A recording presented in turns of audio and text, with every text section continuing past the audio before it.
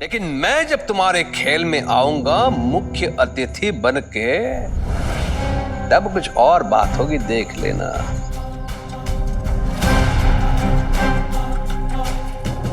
लोग आएंगे शीश उठा के तुम्हारे खेल में।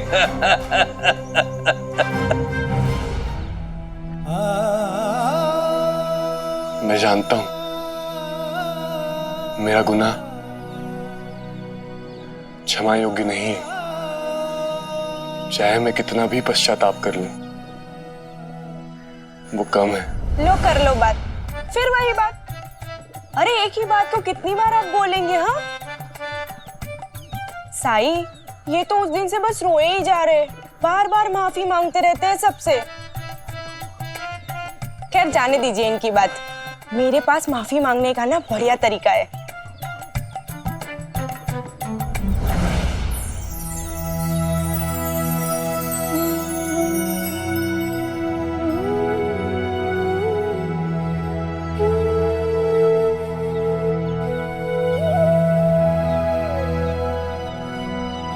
साई, ये सब कुछ मैंने अपने हाथों से बनाया है, खास करके नमकीन।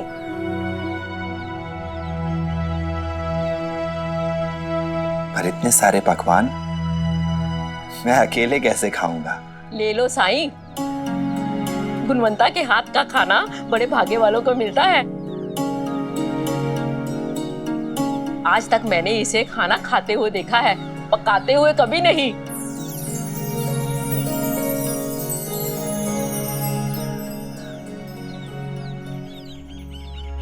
अपनी कमियों को दूर करने के लिए सबसे ज्यादा जरूरी है उनका एहसास होना,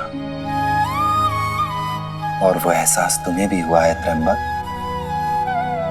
और मुझे भी।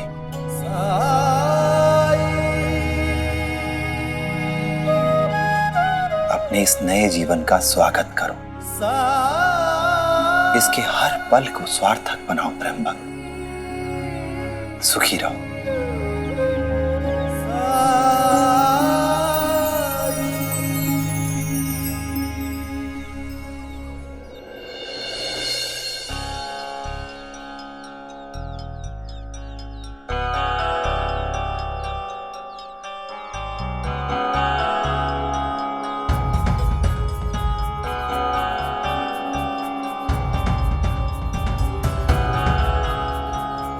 मैं जिस उद्देश्य से यहाँ आई हूँ वो पूरा हो, मेरा जितना भी नुकसान हुआ है उसकी भरपाई हो जाए।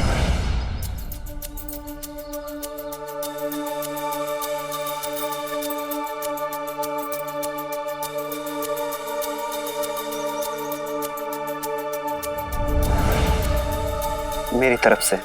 सोने के? हाँ। इतने पैसे कहाँ से आए तुम्हारे पास? स्वर्णा बाई के सारे पैसे का हिसाब किताब तुम्हारा गुना जी देखता है। स्वर्णा बाई को तो मेरे अलावा कुछ भी नहीं दिखता है। वो तो दीवानी है मेरी, और मैं तुम्हारा। लेकिन अगर स्वर्णा बाई को पता चला कि तुम मुझसे... वो तो मेरे प्रेम में अंधी हो चुकी है। तुम परेशान मत हो, वो तो क्या किसी को भी पता नहीं चलेगा।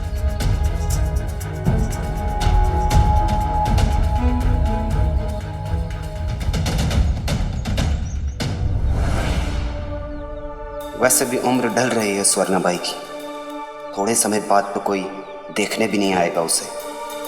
मुझे उसकी जगह किसी और लड़की को तैयार करना होगा, और शायद मुझे वो लड़की मिल गई है।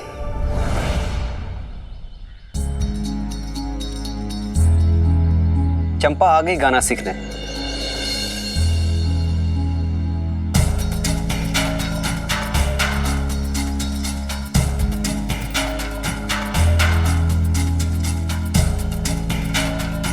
आज क्या सिखाएंगे आप?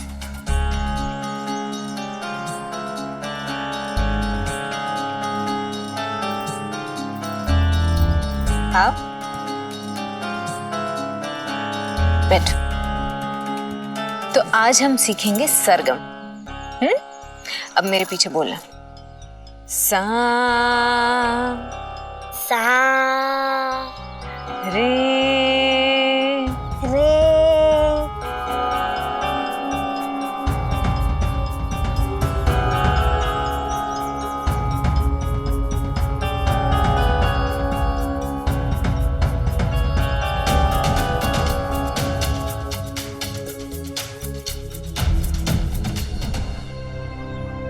इस सुवर्णा बाई को तो कोई लाज शर्म है नहीं। जब से आई है तब से गांव के पूरे आदमियों के आंखों का पानी उतर गया है। जिधर देखो बस उसी के नाम के चर्चे हैं। पूरा माहौल खराब कर दिया है इस तमाशे वाली बाई ने।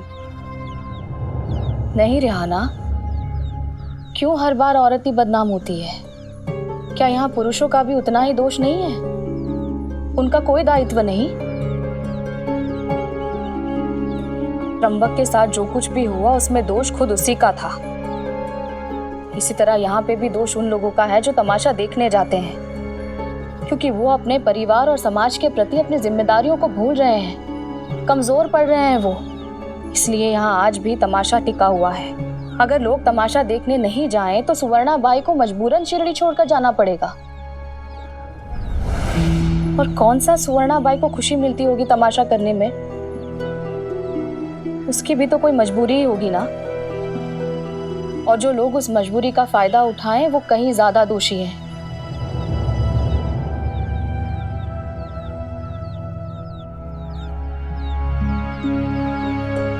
क्या हुआ, तुम मुस्कुरा क्यों रहे हो?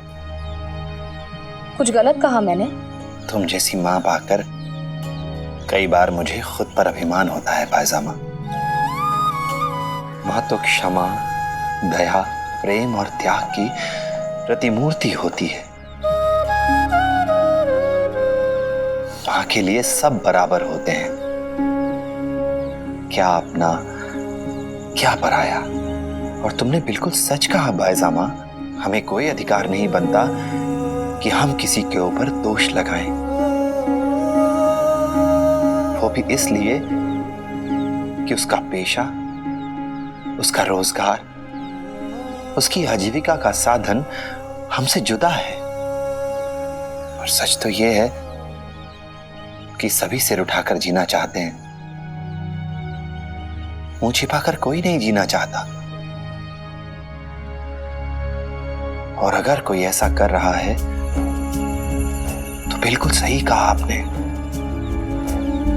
जरूर उसकी कोई विवशता होगी, कोई मजबूरी होगी।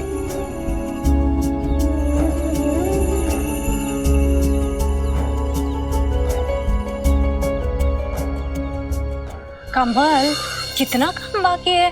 अभी देखो नई साड़ियों पे कढ़ाई नहीं हुई, फूलों के गजरे नहीं बने। ऐसे ही चलता रहा तो तमाशा कैसे शुरू होगा? अकेली कर पाओगे ये सारा काम?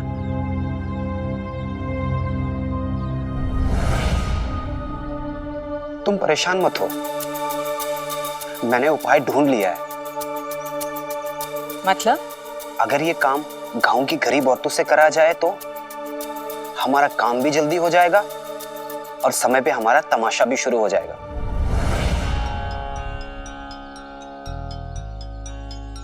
बुरा नहीं है। गांव की औरतें अगर खाली बैठी रहेंगी, खामखा मेरे काम में टांग अड़ाएंगी। काम मिलेगा तो उनका मन भी लगा रहेगा। भिक्षाम दे।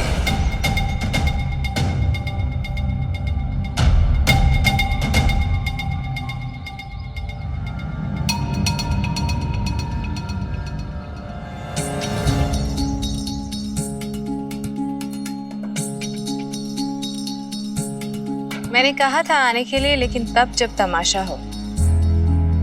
आज तो कुछ भी नहीं है, तुम्हारा काम नहीं बनेगा। मैं तो तुमसे भिक्षा लेने आया हूं बहन। फिर बहन? मैं कभी किसी की बहन नहीं हो सकती। कल जो बाजार में लोग थे उनसे जाके पूछो कि मुझ जैसी औरत का क्या स्थान है, क्या दर्जा है। लोग तुम्हें किस दृष्टि से देखते हैं ये महत्वपूर्ण नहीं है। महत्वपूर्ण ये है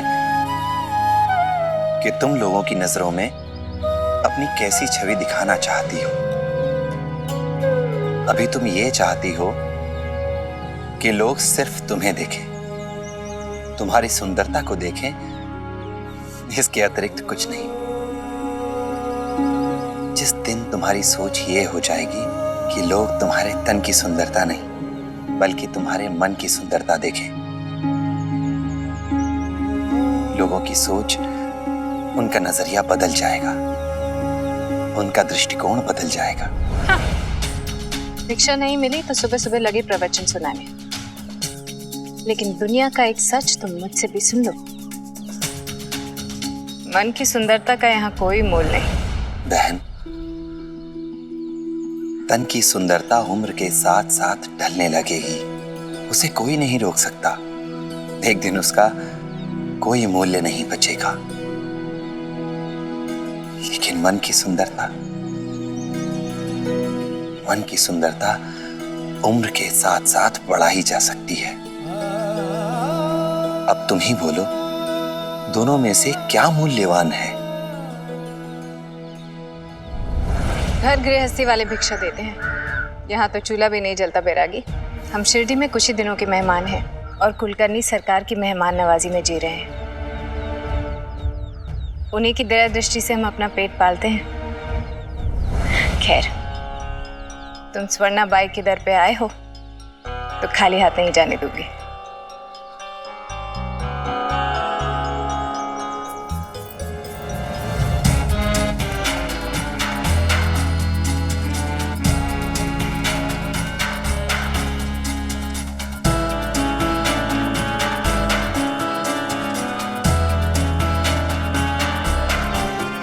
लो, काजल है ये। इस काजल से काला टीका लगा दो सीढ़ी को, कहीं किसी की नजर ना लग जाए।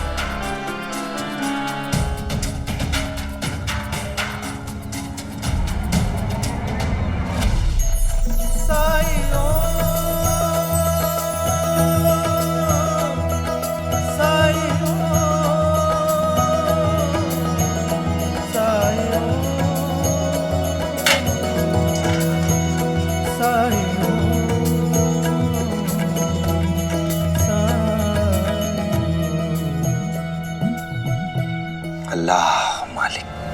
बैरागी को श्रृंगार की वस्तु का क्या काम? बहन, ये काजल मेरे काम जरूर आएगा।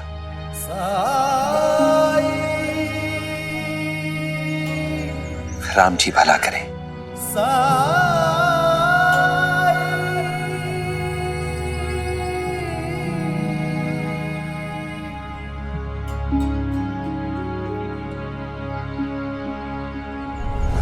प्रणाम साई।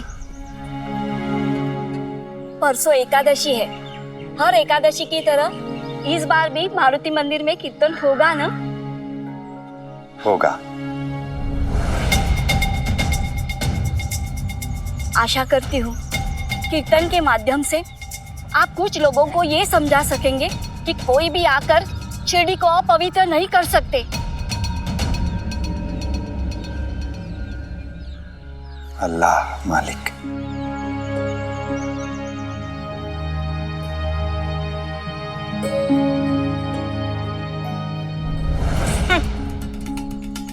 इन बेचारी औरतों को कितना डर है मेरा, है ना? कितनी असुरक्षित है मेरे कारण। लेकिन मूर्ख भी है जो इन्हें लगता है कि स्वर्णा बाई का असर ये किसी तरह बेअसर कर पाएंगे। तीखी तीखी अदा मेरी सबसे जुदा, तीखी तीखी अदा मेरी सबसे जुदा, नजर मेरी तेज तरारी, नजर मेरी तेज तरारी। इतना गंदा गाना!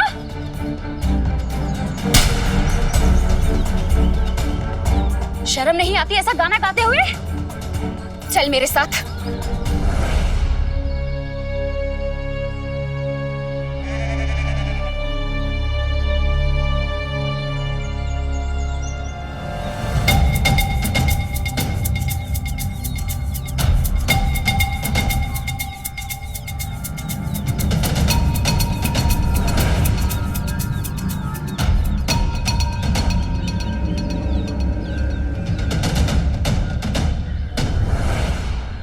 फंता जी, मैं सोच रहा हूँ नए कपड़े सिलवा ही लूं।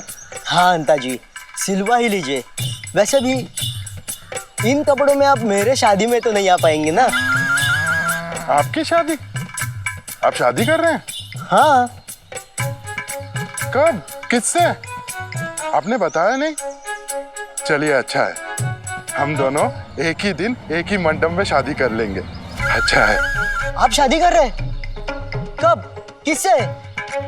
मैं किससे शादी करूंगा? उसी से ही जिसने अभी तक गांव वालों को उस रात की बात नहीं बताई है। कौन? क्या नहीं बताया? अरे वही त्र्यंबक वाली बात। आपको क्या लगता है वो ऐसी चुप है? मुझसे प्रेम करती है। मैंने उसकी आंखों में साफ साफ देखा है। दिखता तो है अंता जी, दिखता तो है। वैसे आप मेरे अच्छे मित्र हैं, मेरे भाई हैं। आपसे क्या छुपाना? वो चुप मेरे कारण है, क्योंकि वो प्रेम जो करती है मुझसे। एक क्षण रुकिए पंता जी, ऐसा उसने आपसे कहा? अंता जी, प्रेम कहाँ नहीं जाता है अंता जी, महसूस किया जाता है, महसूस किया जाता है।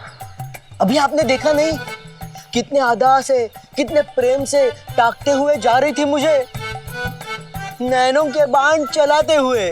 सट सट सट। ओहो, आप भी गलत फहमी में है पंता जी। वो मुझे देखते हुए जा रहे थे, और उस रात भी मेरे कहने पे त्र्यंबक को पकोड़ा खिलाया था।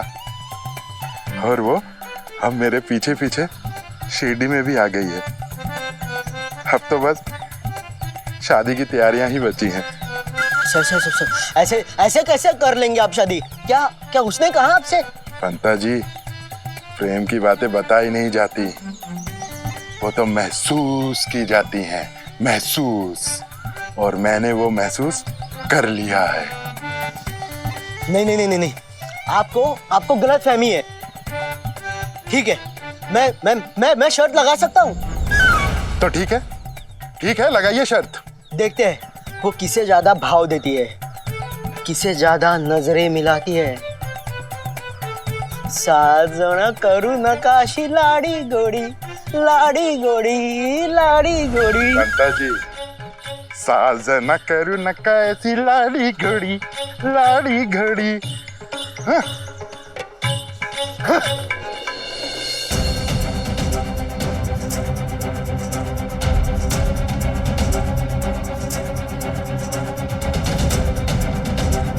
ये तुम्हारी बात मानती है ना साई?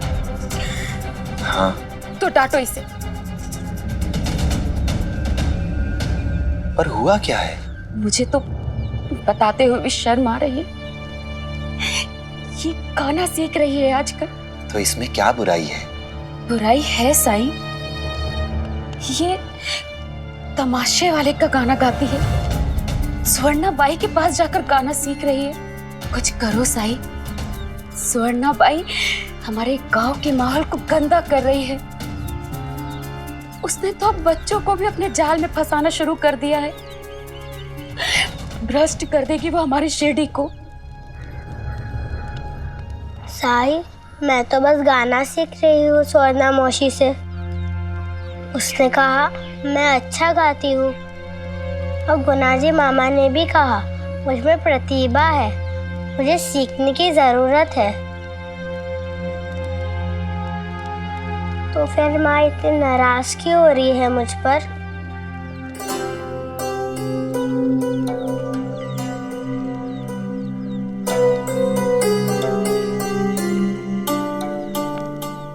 साई, वो गाना सीखना बुरी बात है? नहीं, बिल्कुल नहीं। कौन सा गाना सीख रही है तू? तीखी तीखी अदा मेरी सबसे जुदा है, नजर मेरे तेज तरारी, ये कमसिन उम्र, ये नमकीन अधर, कुरकुरी हो भारी करारी, साजन करू नका अशी लाडी गोडी, साजना करू नका अशी लाडी गोडी।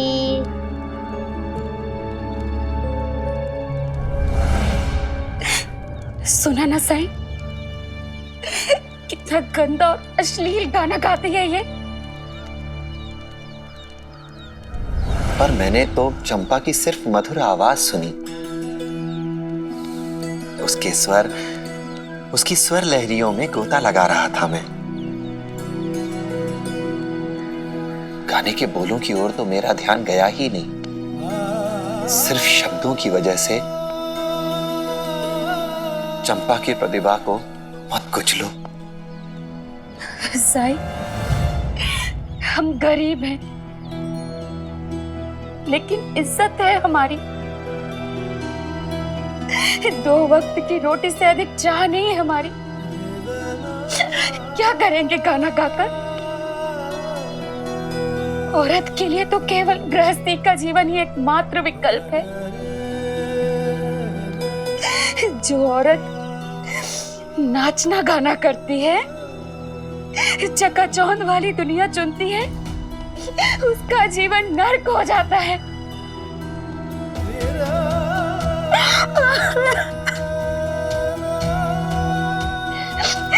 मुझे अपनी बेटी के जीवन में कोई चकाचौंध नहीं चाहिए साई। इसलिए संगीत और संगीत की दुनिया उससे दूर रहे बस।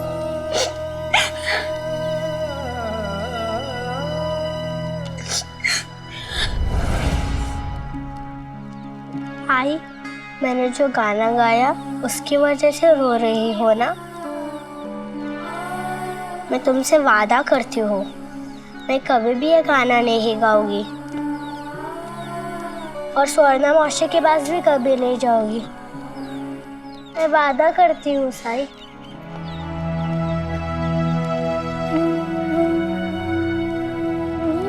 देखा माई, तुम्हारी खुशी तुम्हारी चंपा के लिए कितना मायने रखती है। केवल तुम्हारी खुशी के लिए उसने यह गाना ना गाने का वादा कर दिया। गायन तो देवी सरस्वती का वरदान है, आशीर्वाद है उनका, जो सबको नहीं मिलता। अगर देवी सरस्वती ने चंपा को सुर दिया है, लय दी है, तो जरूर इसके पीछे कोई कारण होगा। और ऐसा कभी मत सोचना कि जो स्त्री गाती है या गाना चाहती है वो एक आदर्श जीवन नहीं जी सकती। साहिब, मैं आपके बात से सहमत नहीं हूं। सुवर्णाबाई उदाहरण है, उसका यही गुण तो अवगुण बना है साहिब, जिसके कारण ही वो तमाशे वाली बनी। मैंने कहा ना, ईश्वर कोई भी कार्य अकारण नहीं करता। सबके पीछे उसकी कोई ना कोई योजना जरूर होती है।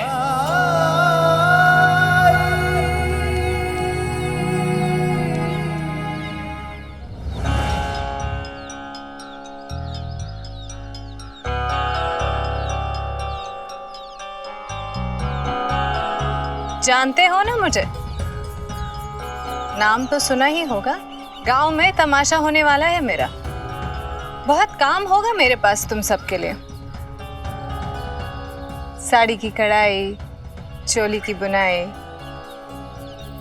फूलों का गजरा।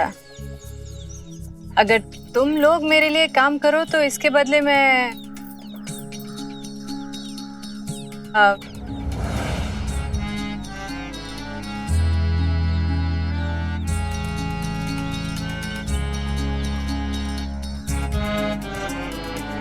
हमें कोई ऐतराज नहीं है, हमें तो हमारी मजदूरी से मतलब है।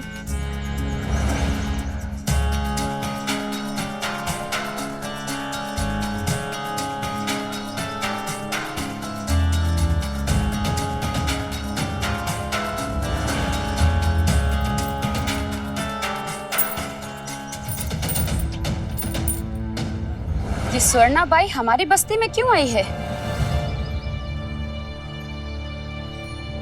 रोजगार दे रही है हमें और मेहनताना भी नगद दिया है।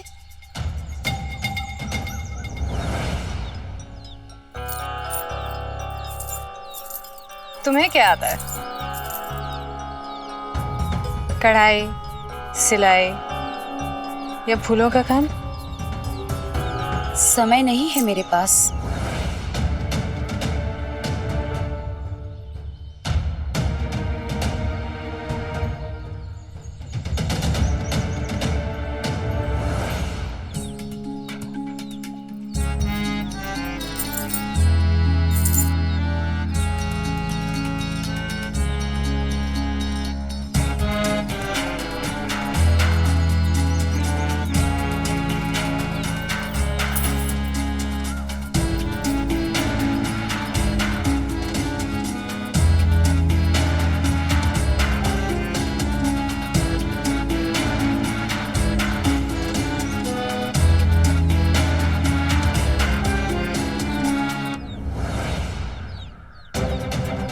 अकल कहाँ गई तुम सबकी?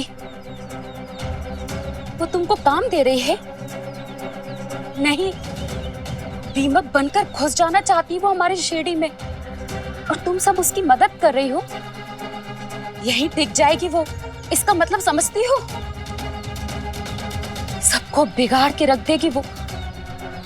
घर के घर उजड़ जाएंगे, सब कुछ बिक जाएगा उसके चक्कर में। उसने तो बच्चों को भी नहीं छोड़ा। मेरी चंपा को उसने बिगाड़ के रख दिया है। इतना गंदा गाना सिखाया है उसे कि मैं बता भी नहीं सकती। लेकिन वो हमारे काम के अच्छे दाम दे रही है। तुम लोग पैसे गिनती ही रह जाओगे। वो देखो, सब अपना कामकाज छोड़कर सुवर्णा बाई को घूरने में लगे हुए हैं। 4 पैसे दे रही है ना वो तुमको, इसके 4 गुना वसूल करेगी वो तुम्हारे पतियों से, तुम्हारे बेटों से। बैठे रहना तब अपने इस उजड़े हुए घर में। मैंने तो सुना है कि गांव के कुछ लोगों ने उसका तमाशा देखने के लिए पैसे भी जोड़ना शुरू कर दिए हैं।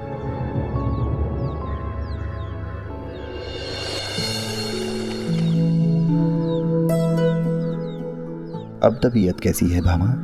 जब से आपने विभूति दी है तब से सब अच्छा है, और ये भी मेरा बहुत ख्याल रखते हैं। बच्चों, संस्कृत के महाकवि कालिदास विवाह से पहले महामूर्ख थे।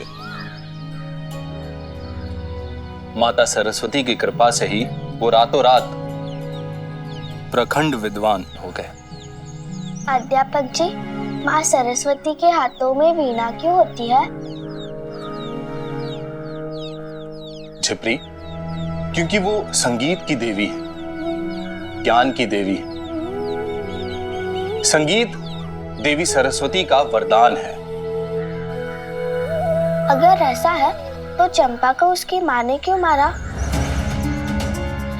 वो क्यों नहीं चंपा को सुवर्णाबाई से संगीत सीखने देना चाहती है?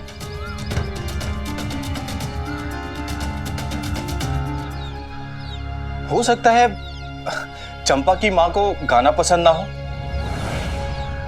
और वो नहीं चाहती हो कि सुवर्णाबाई चंपा को गाना सिखाए। और तुम भी उससे कहना कि वो सुवर्णाबाई से दूर रहे।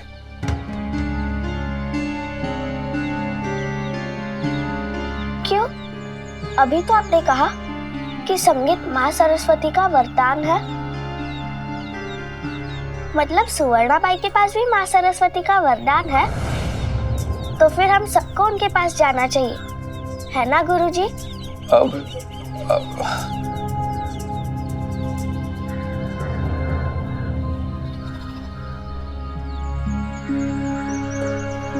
लक्ष्मी,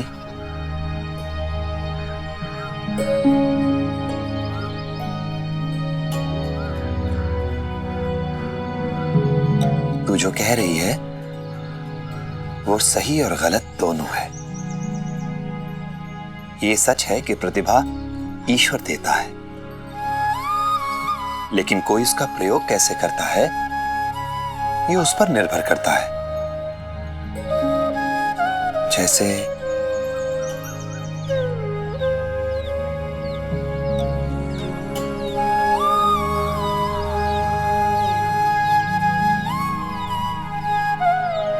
जैसे ये कुल्हाड़ी अगर किसी लकड़हारे के हाथ में दोगे और पूछोगे कि कुल्हाड़ी कैसे चलाई जाती है, तो वो तुम्हें लकड़ी काटना सिखाएगा। लेकिन यही कुल्हाड़ी अगर किसी हत्यारे के हाथ में दोगे तो वो तुम्हें हत्या करना ही सिखाएगा। कुल्हाड़ी तो वही है, लेकिन इसका इस्तेमाल दोनों इंसानों के हाथों में अलग अलग हो जाता है। अब समझ में आया? हम सुवर्णाबाई के तंबू से दूर रहेंगे साई।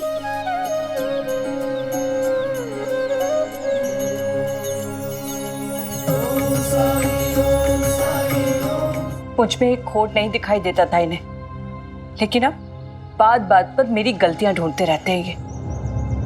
अरे अपने भाई को मेरे कारण से घर से बाहर निकाल दिया था, और अब मेरी तुलना उस तमाशे वाली बाई से करते हैं।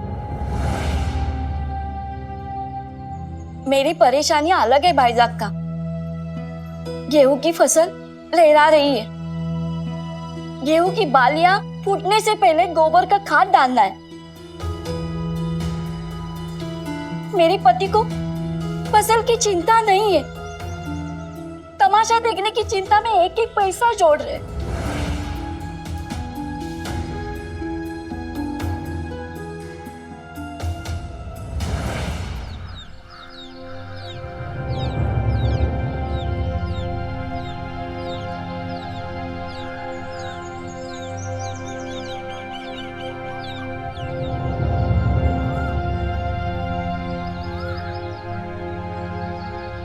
क्या हो भाईजान? तमाशा देखने के चक्कर में अधिकतर पुरुष अपने परिवार की जरूरतों की उपेक्षा कर रहे हैं, और ऐसे में औरतों की पारिवारिक समस्याएं बढ़ती ही जा रही हैं। पूरी शिरडी में उसी की चर्चा है और सबको तमाशा देखने की चिंता है। क्या आप लोग मिलकर कुछ नहीं कर सकते हैं? फायजा, हम किसी को भी शिरडी में निवास करने से रोक नहीं सकते। फिर भी मैं सुवर्णा बाई से बात करूंगा, पता तो चले कि कब तक वो यहाँ रुकने की योजना बनाकर आई है।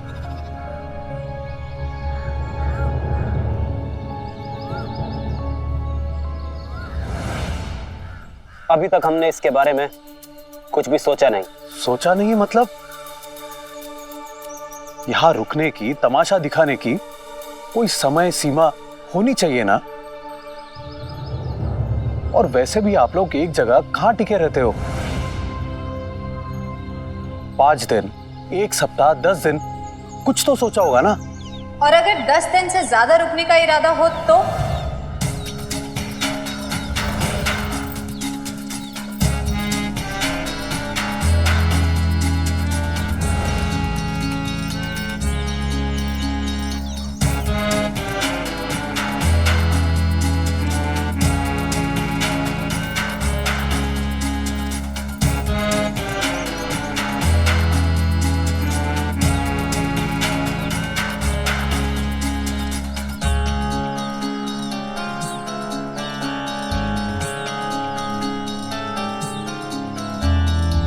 क्या करोगे?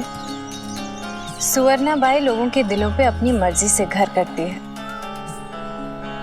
और अपनी मर्जी से जाती है, और यहाँ शिरडी में तो वैसे भी कुलकर्णी सरकार की मर्जी भी शामिल है।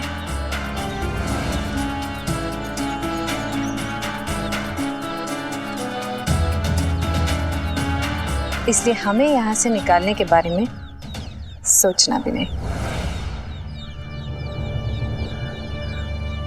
देखिए, आप समझ नहीं रही हैं। शिरडी में साईं रहते हैं,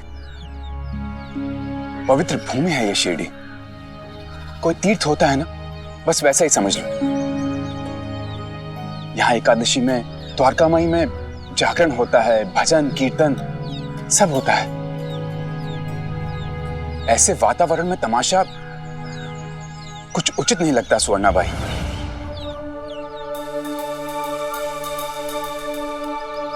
साई, वो बैरागी, शिरडी के लोगों पे उसका इतना प्रभाव है? ओह, तुम्हें लेकर गांव में लोग तरह तरह की बातें कर रहे हैं। बच्चे वो बातें सुन रहे जो उन्हें नहीं सुननी चाहिए। बस, आपको जो कहना था आपने कह दिया।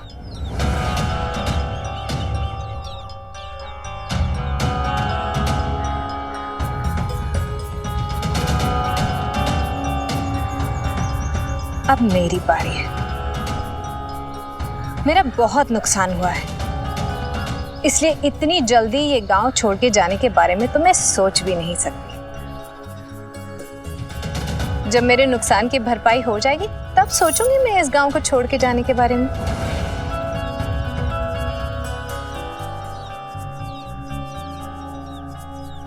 लोग मेरे बारे में क्या बात करते हैं मुझे उसकी चिंता नहीं। लाने वाले का हाथ पकड़ा जा सकता है, लेकिन बोलने वाले की जुबान नहीं। मेरा तमाशा देखने लोग अपनी मर्जी से आते हैं, अपनी खुशी से, अपना गम भुलाने के लिए। आप लोग रोक सकते हो तो रोक लो।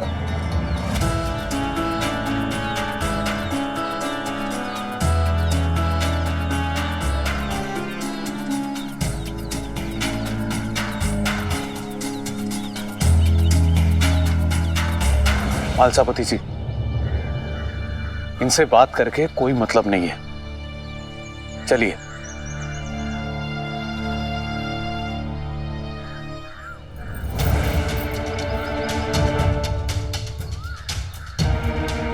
साईं को देखकर मुझे लगा था कि वो बेचारा है, गरीब है, लेकिन वो इतना भी बेचारा नहीं है जितना मैंने उसके बारे में सोचा था।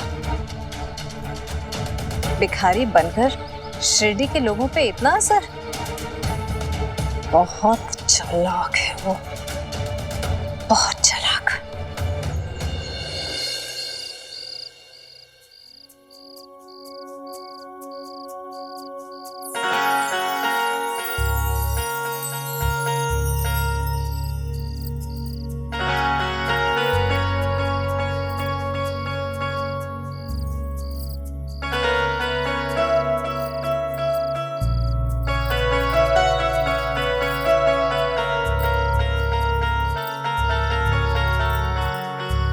बाद में आता हूँ। रुको, तुमसे क्या पड़ता? कहो, क्या काम था? वो दलित बस्ती की औरतें मिलने आई हैं। अरे वाह, इतनी जल्दी काम पूरा हो गया? बुलाई उन्हें। ठीक है।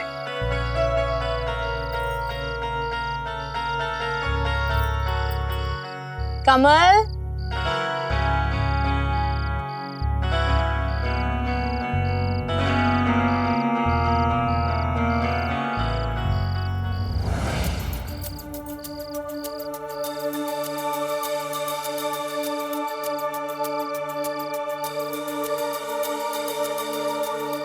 अरे वाह, बहुत जल्दी काम खत्म हो गया तुम लोगों का। हम यहाँ तुम्हारे कपड़े और पैसे वापस करने आए हैं।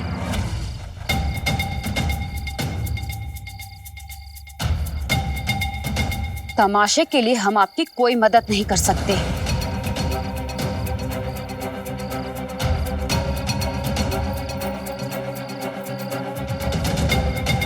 ये क्या मजाक है?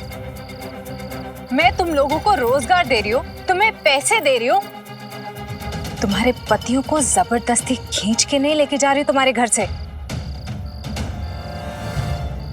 अपने पति को काबू में रखने की औकात नहीं है और मुझे दोष दे रही हो। क्यों ना दे दोष तुम्हें? बड़ों के साथ साथ बच्चों को भी बहका रही हो, खराब कर रही हो उन्हें। चंपा की माँ हूं, मुझे तो विश्वास ही नहीं होता, एक अबोध बच्ची को तुम इतना घटिया गाना सिखा भी कैसे सकती हो?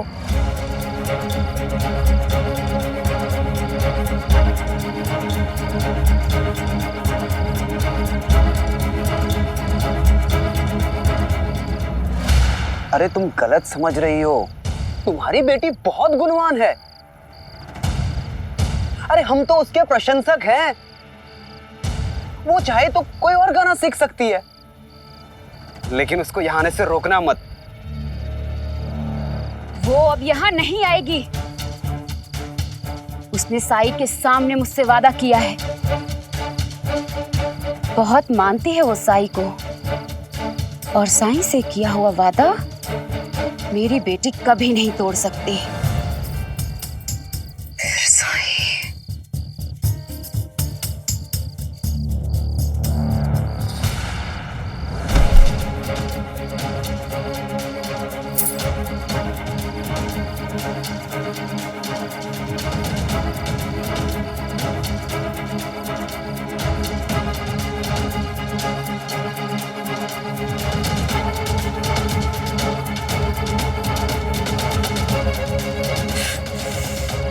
साई, तुम लोगों को मेरे पास ना आने की कसमें खिला रहे हो?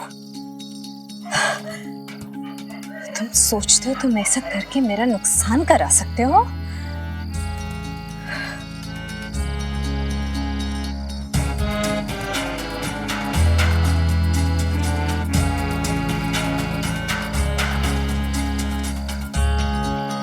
ठीक है, यही खेल खेलते हैं, मजा आएगा। और देखते हैं कि कौन जीतता है, तुम या मैं।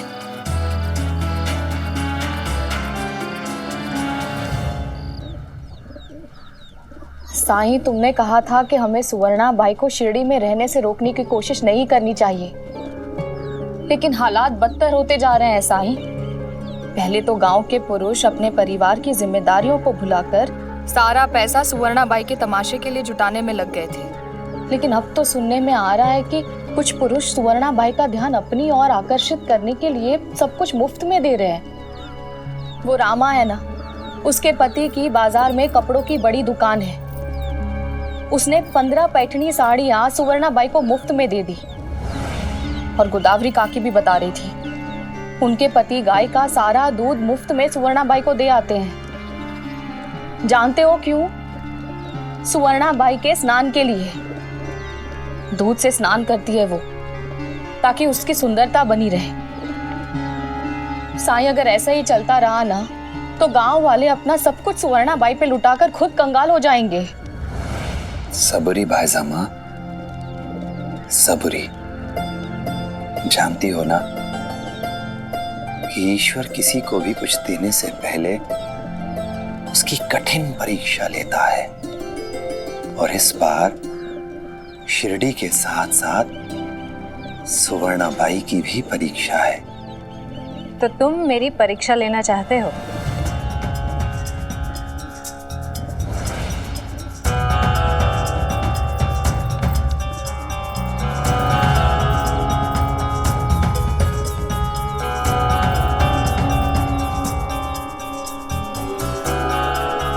जरा मैं भी तो तुम्हें जांच लूं। क्या मैं अंदर आ सकती हूँ, या मेरे अंदर आने से ये जगह अपवित्र हो जाएगी? ये द्वारका माई है सुवर्णा बहन। पवित्र अपवित्र के भेदभाव से पूर्णतः मुक्त। अंदर आओ।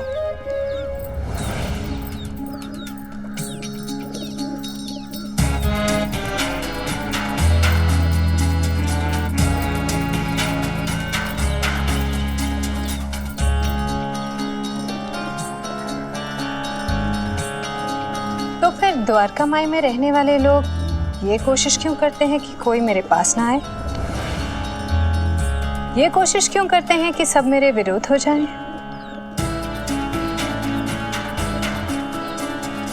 मैं तुम्हें यहाँ ये बताने आई हूँ कि मैं तुमसे डरती नहीं हूँ, और ना ही मैं तुम्हें जीतने दूंगी।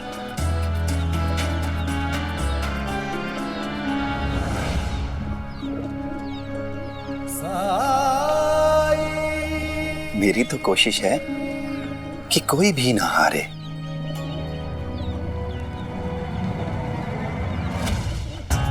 तुम्हारी हर कोशिश नाकामयाब होगी। अपने उपदेश से तुमने कुछ लोगों को प्रभावित कर लिया होगा, और कुछ लोगों को मेरे खिलाफ करने में भी कामयाब हो गए। लेकिन एकादशी की रात पूरी शिरडी देखेगी कि किस में अधिक प्रभाव है, तुम्हारे उपदेशों में या मेरी सुंदरता में।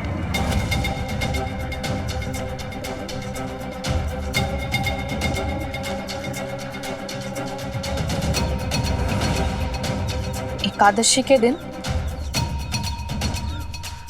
मैंने तय किया है कि तमाशे की शुरुआत एकादशी की रात उसी समय शुरू होगी जब साईं मारुति मंदिर में अपना कीर्तन शुरू करवाएगा।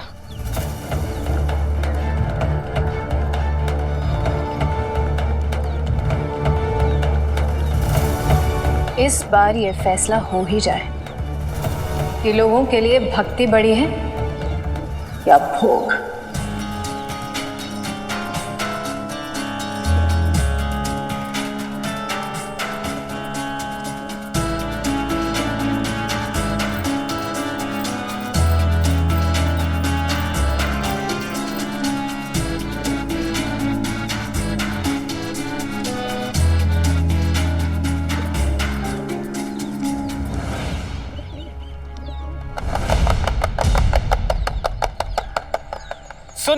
सुनो सुनो, दिल थाम कर सुनो। तुम लोगों का इंतजार खत्म हुआ। आखिरकार वो बेला आ ही गई जब तुम तमाशे का पहला खेल देखोगे। स्वर्णाबाई की मंडली का पहला खेल एकादशी की रात को होगा।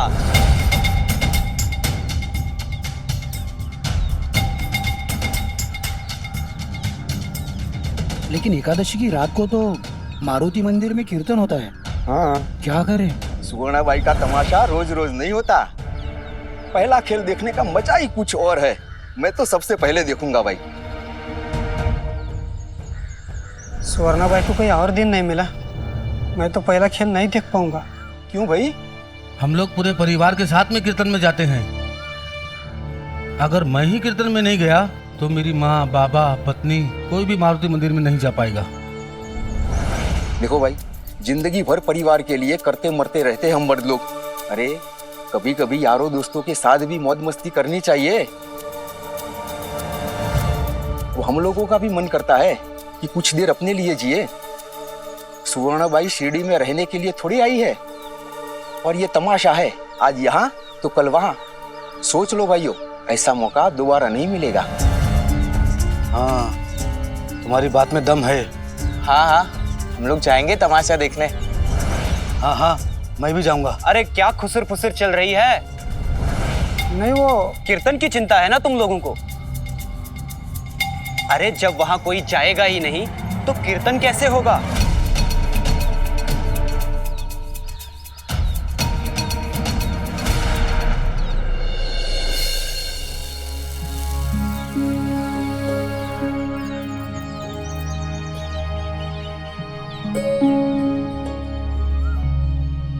तुम्हें गुस्सा कैसे नहीं आ रहा है साईं? उसने जानबूझ के एकादशी का दिन चुना, चुनौती दी है उसने। तुम्हारी इतने वर्षों की मेहनत से तो आज शिरडी में हर घर में सुख शांति है, भाईचारा है लोगों में। लेकिन सुवर्णाबाई तुम्हारी मेहनत को मिट्टी में मिलाने पे तुली हुई है।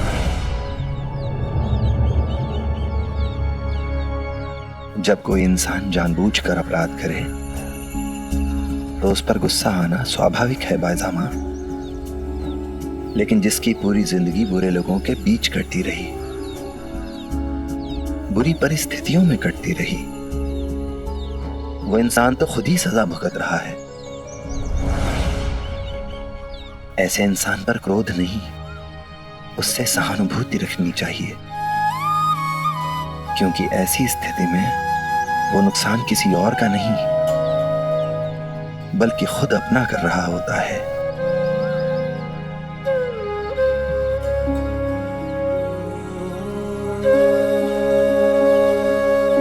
अल्लाह मालिक।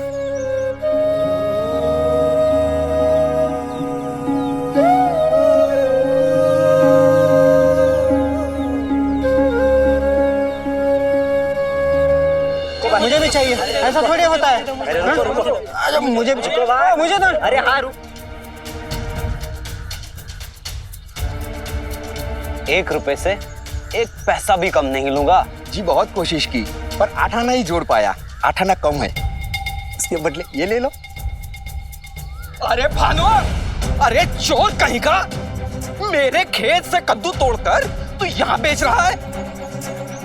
कद्दू मेरे वापस दे। नहीं दूं। मेरे स्वर्णाबाई हमारे गांव के माहौल को गंदा कर रही है। नहीं दूं। मेरे कद्दू नहीं दूंगा। मैं कहता हूँ नहीं दूंगा। मैं कद्दू।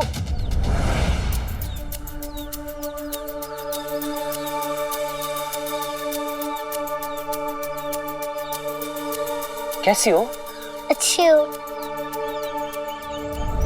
तुम लोगों का मन नहीं करता तमाशा देखने का? तुम्हें कम पैसे में दिखा दूंगा। साथ में चंपा को ले आना। हमें आना मना नहीं है। ओहो, मैं हूं ना।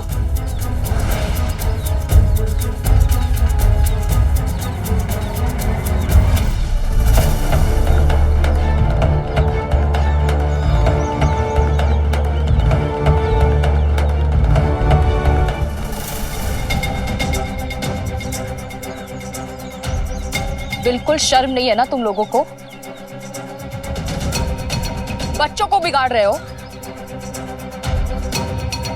इन्हें बहका रहे हो। धंधा है ये मेरा। हम यहाँ पैसा कमाने आए हैं, कोई धर्म कर्म करने नहीं।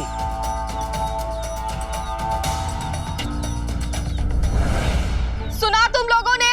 ऐसे लोगों को प्रोत्साहित करने का नतीजा देखो। अरे ये लोग बच्चों को भी फुसलाकर उन्हें तमाशा देखने के लिए बुला रहे हैं। सुन रहे हो तुम लोग?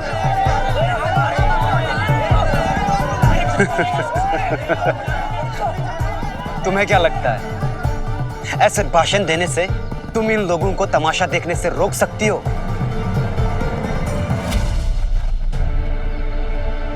इसे कहते हैं स्वर्णा भाई के नाम का जादू।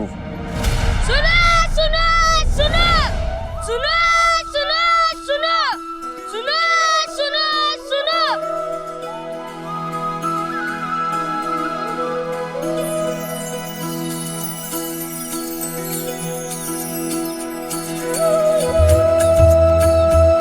एकादशी की संध्या को मारुति मंदिर में कीर्तन होगा, हमेशा की तरह।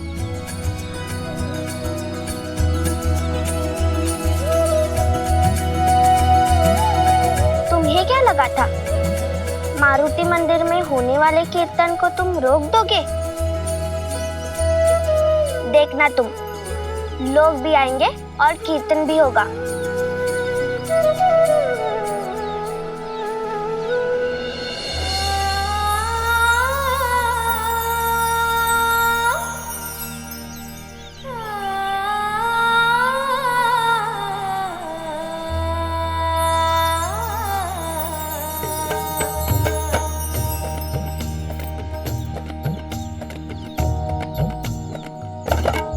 तीखी तीखी अदा मेरी सबसे जुदा, तीखी तीखी अदा मेरी सबसे जुदा है, नजर मेरी तेज तरारी, ये कम सिन उम्र ये नमकी अधर, कुरकुरी हूँ भारी करारी।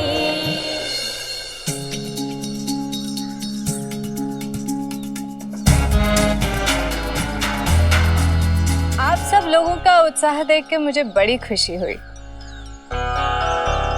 इसलिए मैंने सोचा है कि आप में से वो पहले 5 लोग जो सबसे पहले पैसा देके चिप्पी खरीदेंगे वो मेरे साथ नृत्य कर सकते हैं और मेरा हाथ भी पकड़ सकते हैं, लेकिन सिर्फ वो पहले 5 लोग।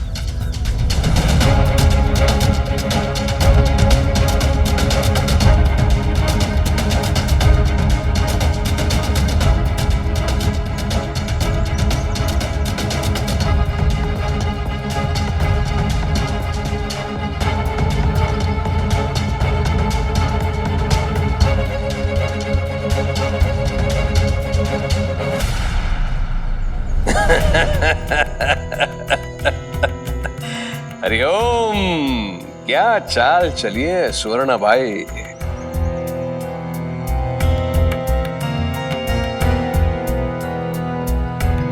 जिस दिन उस साईं का कीर्तन उसी दिन तुम्हारे तमाशे का पहला खेल। अब पता चलेगा उस साईं को कि क्या मूल्य है उसका इस गांव में। हरिओम। बेचारा साईं अपने कीर्तन का प्रचार करने के लिए बच्चों का सहारा ले रहा है वो तो।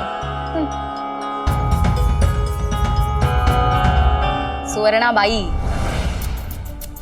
अब तुम तमाशा में ऐसे ही चमकीले कपड़े पहनोगी तो फिर तमाशा छोड़ के कीर्तन में कौन जाएगा? शिरडी को बांटने की ये कैसी तैयारी चल रही है? साईं ने बहुत कोशिशों के बाद लोगों को एकजुट करने में कामयाबी पाई थी। सबको एक साथ मिलकर संकट का सामना करना सिखाया था और आज वही लोग अपने लोभ के कारण एक दूसरे का हाथ छोड़ने के लिए कैसे तैयार हो गए? सुवर्णा भाई, न जाने गांव में और कितने पुरुष होंगे जिन्हें तुम्हारे खेल में आने का मन तो होगा, लेकिन समाज के भय के कारण वो ना आ पाए। लेकिन मैं जब तुम्हारे खेल में आऊंगा मुख्य अतिथि बन के, तब कुछ और बात होगी, देख लेना।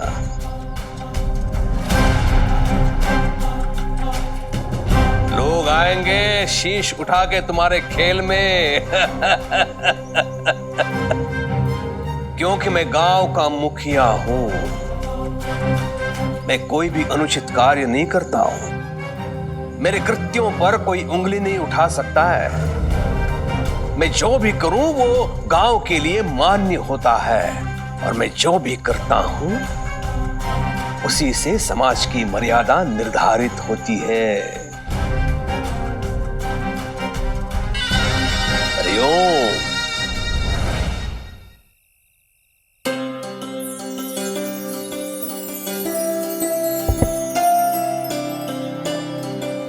ये लो साई, तुमने जो लाने के लिए कहा था वो हम ले आए। बहुत ढूंढने पे मिला, वो जो बैजू काका है ना, जो कीर्तन करते हैं, वहां से ले आए। तुम देखना साई, सजावट देखकर ही लोग अपने आप आ जाएंगे कीर्तन के लिए, और सुवर्णा बाई के तमाशा में कोई भी नहीं जाएगा। हमारा कीर्तन जरूर होगा। कीर्तन तो एक तरीका है ईश्वर को याद करने का। कोई हो ना हो, कीर्तन तो अकेले भी हो सकता है। तुम और मैं भी मिलकर कर सकते हैं कीर्तन, क्योंकि ईश्वर ये नहीं देखता कि कीर्तन में कितने लोग आए। ईश्वर ये भी नहीं देखता कि किसने कितने फूल चढ़ाए। ईश्वर ये भी नहीं देखता कि किसने कितने ऊंचे स्वर में भजन कीर्तन किया। ईश्वर देखता है तो सिर्फ ये कि अगर किसी ने उसे एक पल के लिए भी याद किया है, तो उसे एक पल में सच्ची भक्ति है या नहीं। चलो अब चौरंग को बीचों बीच रख दो। बीच में? हाँ, क्योंकि है कोई अपना बहुत खास जो आज इस चौरंग पर बैठेगा। ऐसा कौन खास है जो बीच में ही बैठेगा? वो जो खुद राम की धुन है, वो जो खुद राम में गुम है। जहां राम नाम वहीं उसका धाम, राम की सेवा के सिवा जिसे न दूजा काम। ये कौन है साई?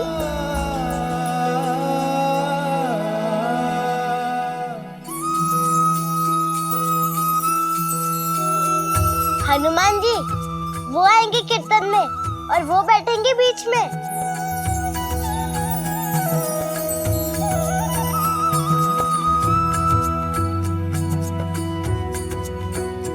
जब कोई सच्चे मन से भगवान राम को याद करता है, उनका भजन कीर्तन करता है, तो हनुमान जी उसके साथ भगवान राम का नाम जपने जरूर आते हैं। तो क्या हनुमान जी बीच में बैठकर सबके साथ राम का नाम लेंगे?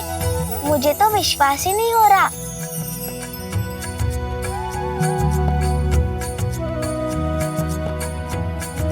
आएंगे, जरूर आएंगे।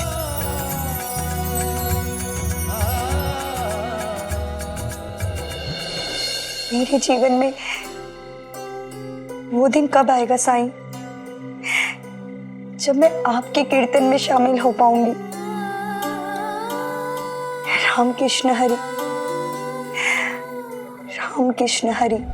हरे कृष्णा हरे राम, हरे कृष्णा हरे राम, हरे कृष्णा हरे राम, हरे कृष्णा हरे राम। सच में चंपा की आवाज बहुत मधुर है,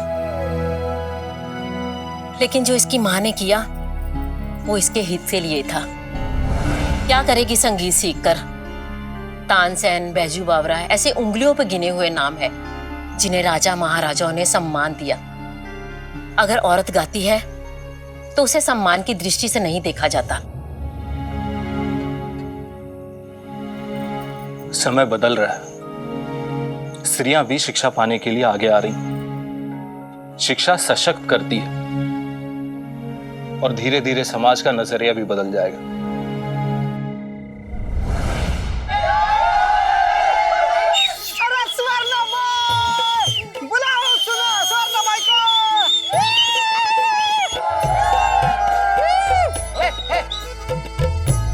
अब देखती हूँ बैरागी, तुम्हारा कीर्तन कैसे होता है।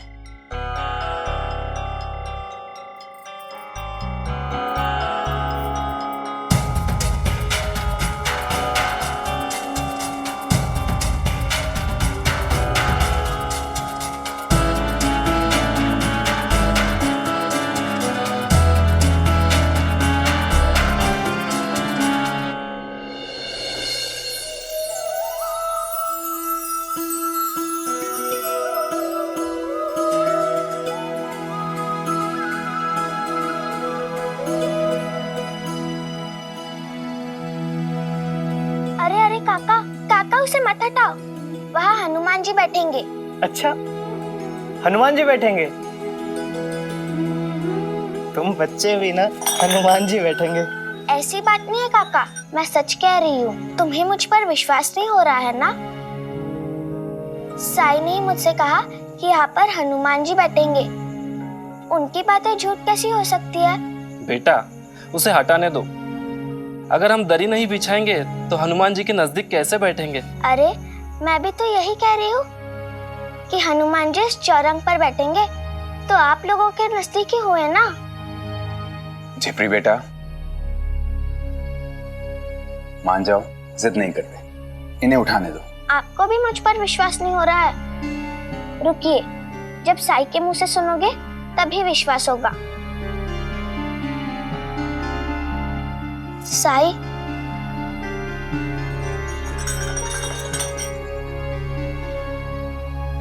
साई, इन्हें बताओ ना कि यहाँ हनुमान जी बैठेंगे। हमें सिर्फ अपने विश्वास से वास्ता होना चाहिए। किसी को हो या ना हो, इससे हम प्रभावित क्यों हो? उन्हें जब आना होगा तब आ जाएंगे। देखा, साई ने भी स्पष्ट नहीं कहा। चलो, मैं ही हटा देता हूँ चौरंग।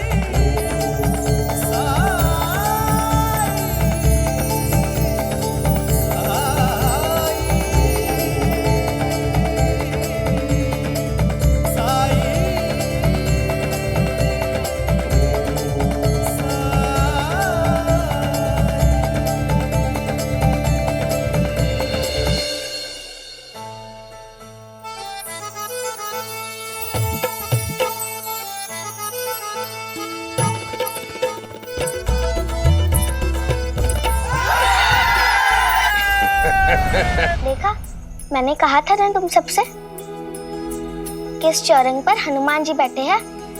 साई ने मुझसे कहा था। साई की बात झूठ नहीं हो सकती, लेकिन तुम लोगों को तो हर बात का सबूत चाहिए। सचमुच हनुमान जी बैठे हैं? ये तो सचमुच में हनुमान जी आ गए। सचमुच हनुमान जी विराजमान है।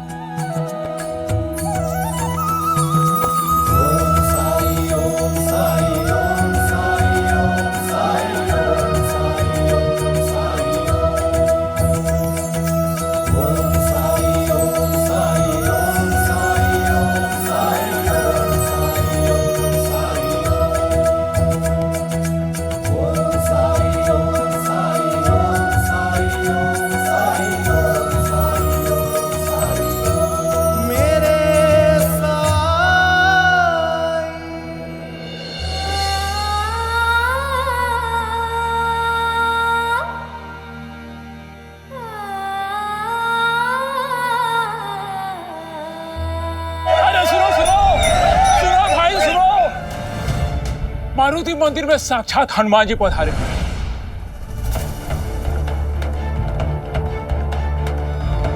सभी को ऐसा ही अनुभव हो रहा है। हाँ, ये क्या बकवास कर रहे हो? ऐसा हो सकता है क्या? मैं तो गांव वालों को बताने आया था। मैं मारुति मंदिर ही जा रहा हूँ। जय बजरंग बली की। ये जरूर उस साईं की चाल है। अरे एक बार चलकर देख लेते हैं कि सचमुच हनुमान जी है या नहीं। हाँ, चलो चलो चलो चलो चलो चलो। अरे रुको रुको, इतना खर्चा किया तुम लोगों ने तमाशा देखने के लिए, सब बर्बाद हो जाएगा। अरे तमाशा कहाँ भागा जा रहा है? भगवान की अनुभूति हो गई तो जीवन सफल हो जाएगा। चलो चलो चलो चलो। अरे रुको, अरे रुको, अरे रुको, अरे रुको रुको, अरे रुको।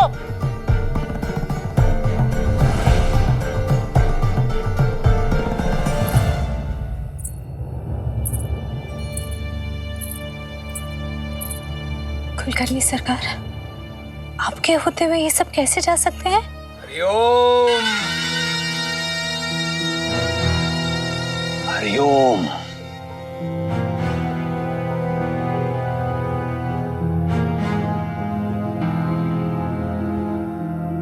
वो बैरागी है ही ऐसा सुवर्णा बाई, अपने माया का, काले जादू का उपयोग करके लोगों को अपने वश में कर लेता है। उसने ठान लिया है कि वो तुम्हारा तमाशा बंद करके रहेगा और तुम चाहकर भी कुछ नहीं कर सकोगी। हरिओम। बहुत अभिमान था ना तुम्हें अपने रूप का। कोई भी पुरुष मेरे विरुद्ध नहीं जा सकता, यही कहते थे ना। क्या हुआ? भाग गए सबके सब।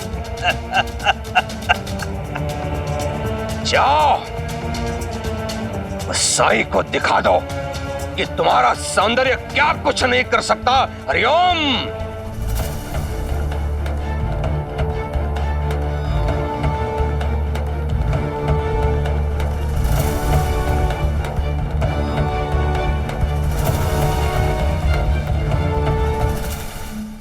ऐसे और भी मजेदार वीडियो के लिए हमारे चैनल को लाइक, शेयर और सब्सक्राइब करें।